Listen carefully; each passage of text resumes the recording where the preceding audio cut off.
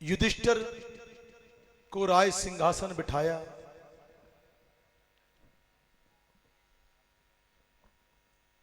और पांचों पांडवों को जो है राजमहल देकर स्वयं भगवान द्वारकाधीश चले गए।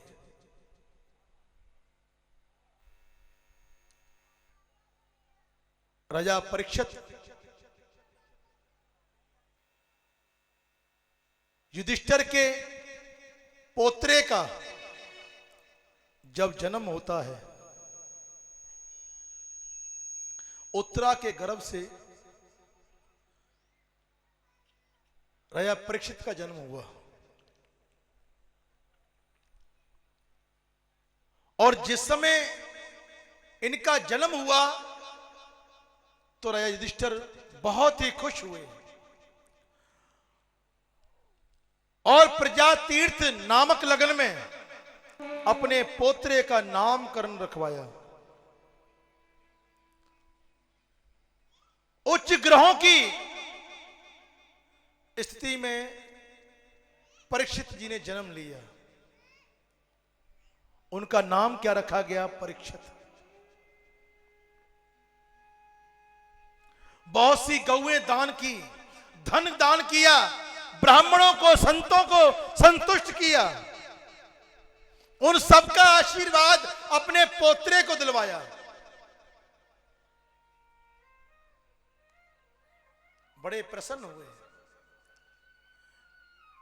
इधर विदुर जी भी जो युद्ध के समय वन को चले गए थे, वो भी वापस आ गए। और जब उन्होंने देखा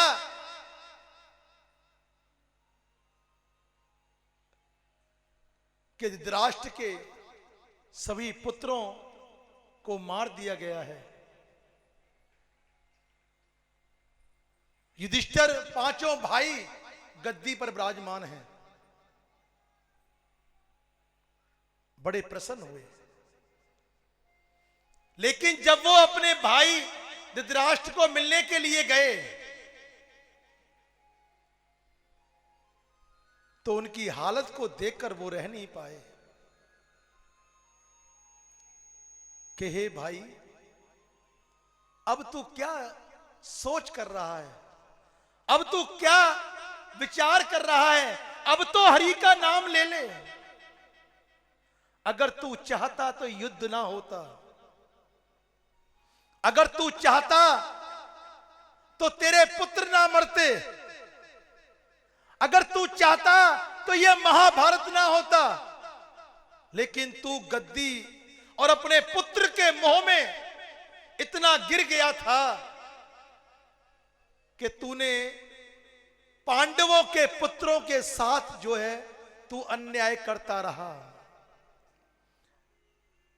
जिस समय द्रौपदी का चीरहरण हुआ, अगर तू चाहता तो उसको रोक सकता था, लेकिन तूने ऐसा नहीं किया। जब उनको अग्नि भेंट लाक्षागृह, जो महल तुमने बनवाया था, तेरे पुत्र ने बनवाया था, जब उनको अग्नि उस महल में लगाई गई, अगर तू चाहता तो उनकी रक्षा कर सकता था, लेकिन तूने नहीं किया। अब तू क्यों आंसू बहा रहा है? किस लिए आंसू बहा रहा है? कि मेरा पुत्र मेरा है, मैं ही सब कुछ हूं। इस अहंकार में तू जीता रहा कि मैं राजगद्दी पर बैठ गया तो मैं ही हूं। तूने किसी के वचन को नहीं माना, तूने किसी के कौल को नहीं माना, तूने किसी की तरफ नहीं देखा, तूने यह भी नहीं देखा कि अंत समय मैंने प्राण त्यागने हैं। अब तू किस आस में जी रहा है? छोड़ दे इसको, चल हरि नाम को जपने चल। अब तो कुछ उसका नाम जप ले, जो तेरे हाथों से, ये जो तेरे वचन से।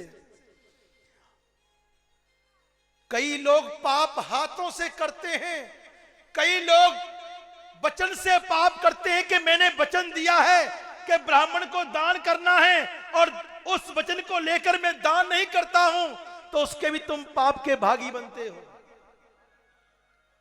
तुम किसी संत को, किसी ब्राह्मण को जब वचन देते हो मैं तुझे दान दूंगा, लेकिन जब तुम उसको दान नहीं देते हो तो तुम पाप के भागी बनते हो।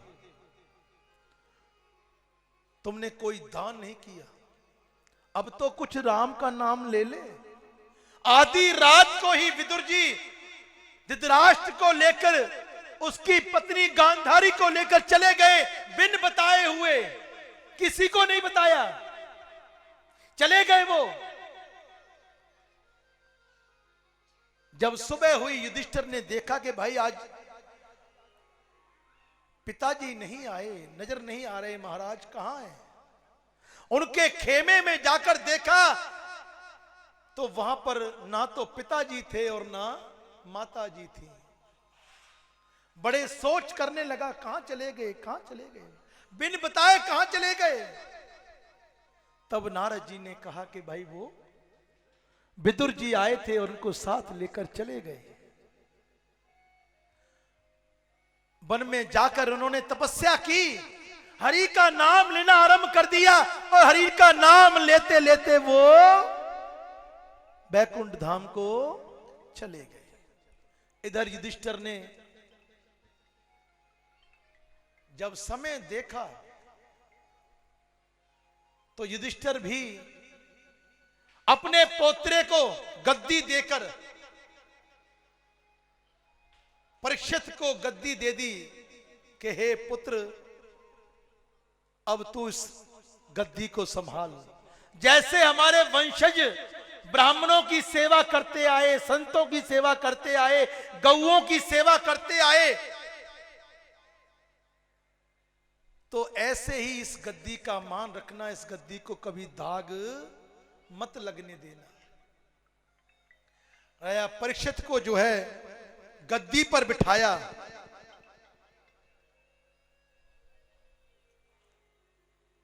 और चले गए। पांचों भाई द्रौपदी को साथ लेकर चल दिए। राजा परीक्षित गद्दी पर बैठ गए और उन्होंने भी अपने दादे की तरह, अपने पिता की तरह उस गद्दी का मान रखा। और उनके राज्य में भी कोई दुखी नहीं था, कोई अन्याय नहीं था किसी के साथ में। उन्होंने भी हरि नाम लेना आरंभ कर दिया, गुरु का नाम, प्रभु की भक्ति की करनी आरंभ कर दी और एक संत के रूप में वो राजा बनकर वहां पर विराजमान हुए कि मैं राजा नहीं हूं, मैं दास हूं प्रजा का, मैं दास हूं, मैं प्रजा का दास हूं।